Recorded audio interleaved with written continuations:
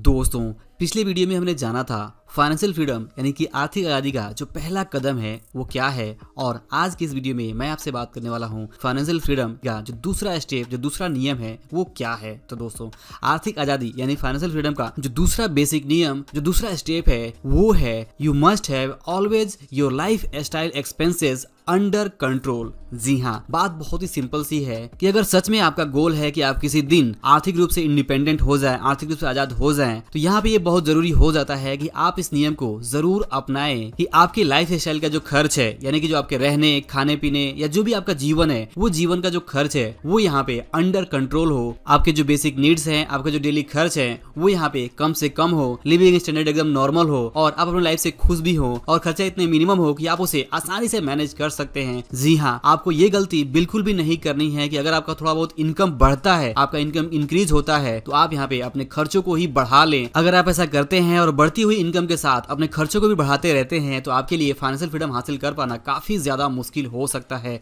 क्योंकि आप देखेंगे तो खर्चों की कोई लिमिट नहीं है, लाइफ स्टाइल की कोई लिमिट नहीं है। अगर आपको हमेशा अच्छी लाइफ स्टाइल चाहिए तो आपके जो खर्चे हैं वो बढ़ते ही रहेंगे और आपकी जो इनकम है वो कम पड़ती ही रहेगी। तो कम पड़ती हुई इनकम के साथ में आपके लिए फाइनेंशियल फ्रीडम हासिल कर पाना यहाँ पे बहुत ज्यादा मुश्किल होने वाला है। इसलिए बहुत जरूरी है कि आपकी इनकम तो बढ़े, लेकिन आपके जो खर्चे हैं, आपकी जो लाइफ स्टाइल है वो हमेशा अंडर कंट्रोल ही हो। अगर वो कंट्रोल्ड है तभी जो आपका इनकम है और जो आपका एक्सपेंस है उसके बीच में जो अनुपात है, जो रेशियो है वो ज्यादा होगा, और ये रेशियो जितना ज्यादा होगा आप उतने ही ज्यादा फाइनेंशियल फ्रीडम की तरफ आगे आसानी से बढ़ सकते हैं। दोस्तों, हम सभी के लिए ये बहुत ईजी होता है कि जैसे ही हमारी इनकम बढ़ती है तो हम अपने खर्चों को यहाँ पे बढ़ा लें। फॉर एग्जाम्पल, मान लीजिए कि आज अगर हम कोई एक 1 BHK के घर में रह रहे हैं और जैसे हमारी इनकम बढ़ती है तो हम यहाँ पे 3 BHK या फिर रो हाउस के पीछे जा सकते हैं, या फिर आज हमारे पास अगर एक बाइक है और हमारी इनकम अगर बढ़ती है तो कल हम एक कार लें और फिर बाद में हम उससे भी बड़ी कार लें। तो ये जो चीजें हैं, अगर हम ऐसी गलती करते रहते हैं, इनकम बढ़ने के साथ साथ अपने खर्चों को भी बढ़ाते रहते हैं, तो इससे हमारी जो लाइफ में जो मुश्किलें हैं, आर्थिक मुश्किलें हैं, वो हमेशा बनी ही रहेंगी और हमारे लिए आर्थिक सफलता की तरफ आगे बढ़ पाना काफी ज्यादा मुश्किल हो सकता है। और इसीलिए आर्थिक आजादी का जो दूसरा नियम है वो ये कहता है कि आपके जो खर्चे हैं, जो लाइफ स्टाइल के खर्चे हैं,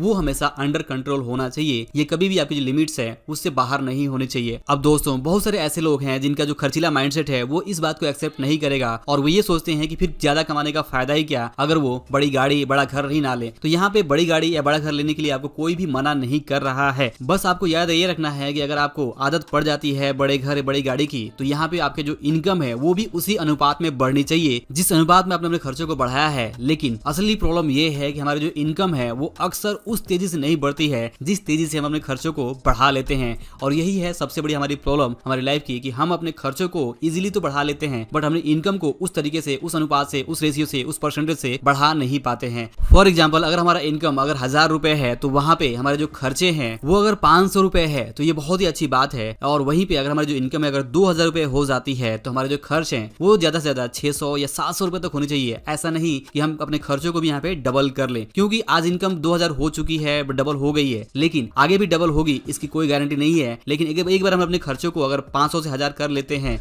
तो खर्चों को आगे कम कर पाना हमारे लिए ज्यादा मुश्किल होगा और उस तरह की लाइफ स्टाइल के साथ में आगे बढ़ पाना भी काफी ज्यादा मुश्किल हो सकता है। और अगर हम अपने खर्चों को 500 से 1000 कर लेते हैं तो कब वो 1500 हो जाएगा और कब वो 2000 हो जाएगा ये हमें हो सकता है पता ही ना चले। और हमारा इनकम तो बढ़ा बट हमने खर्चों को बढ़ा लिए, इस कारण से होगा ये कि हमारे लिए जो फाइनेंशियल फ्रीडम की जो राह है वो हमेशा मुश्किल ही बनी रहेगी। तो इनकम बढ़ने के बाद से भी हम यहाँ पे फाइनेंशियल फ्रीडम की तरफ आगे बढ़ पाएंगे इसकी कोई गारंटी नहीं है जब तक कि हम अपने खर्चों को अपने अंडर कंट्रोल ना रखें। और इसीलिए आर्थिक आजादी यानी फाइनेंशियल फ्रीडम का जो दूसरा नियम, जो दूसरा स्टेप है वो यही है कि आपको हमेशा इस बात को कभी भी नहीं भूलना है कि आपके जो खर्चे हैं, आपकी जो लाइफ स्टाइल है वो हमेशा अंडर कंट्रोल रहे और आपके खर्चे उस तेजी से कभी भी ना बढ़े जिस तेजी से आपकी इनकम बढ़ रही है। तो दोस्तों, एक तरफ आपको इनकम बढ़ाने के ऊपर ध्यान देना है और दूसरी तरफ आपके जो खर्चे हैं वो आपको ध्यान रखते हुए अंडर कंट्रोल ही रखना है कि आपके जो खर्चे हैं वो लिमिट में ही रहे। तो आई होप कि आप इस नियम के इंपॉर्टेंस को जरूर समझ पा रहे होंगे कि ये कितना जरूरी है कि हम अपने इनकम बढ़ने के साथ साथ अपने खर्चों को भी पूरा ध्यान रखें और उसे अंडर कंट्रोल रखें, अपने लाइफ स्टाइल को यहाँ पे मिनिमम ही रखें। क्योंकि दोस्तों, जैसा कि कहावत है कि जरूरत तो फकीरों की भी पूरी हो जाती है और ख्वाहिशें बादशाहों की भी अधूरी रह जाती हैं। जिसका मतलब है कि किसी भी इंसान के लिए उसकी जरूरतों को पूरा करना उतना ज्यादा मुश्किल नहीं है।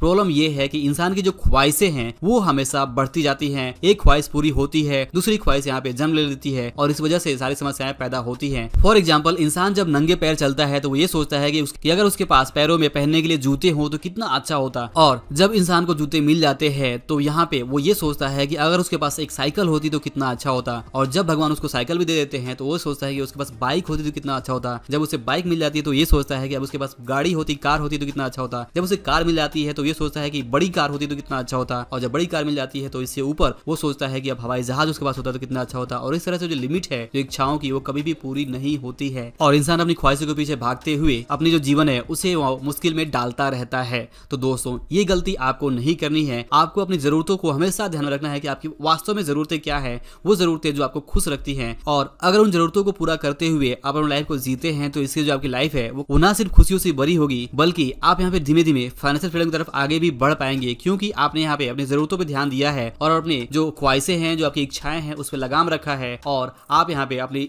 इनकम को एक तरफ बढ़ा रहे हैं, दूसरी तरफ अपने खर्चों को यहाँ पे अंडर कंट्रोल रख रहे हैं। तो इससे आपकी जो फाइनेंशियल फ्रीडम की जो राह है वो काफी आसान हो सकती है। तो दोस्तों, आई होप कि ये जो दूसरा नियम है फाइनेंशियल फ्रीडम का, आप इसे जरूर याद रखेंगे और अपनी लाइफ में इसे जरूर इंप्लीमेंट करने की कोशिश भी करेंगे। तो ये वीडियो आपको कैसा लगा, या मैसेज आपको कैसा लगा, इसे आप इसके बारे में आपका जो भी विचार हो मुझे कमेंट करके जरूर बताएं। वीडियो पसंद आया तो इसे लाइक और शेयर जरूर करें। अंत में इस वीडियो को देखने के लिए और हमारे साथ जुड़े रहने के लिए आपका दिल से बहुत बहुत धन्यवाद।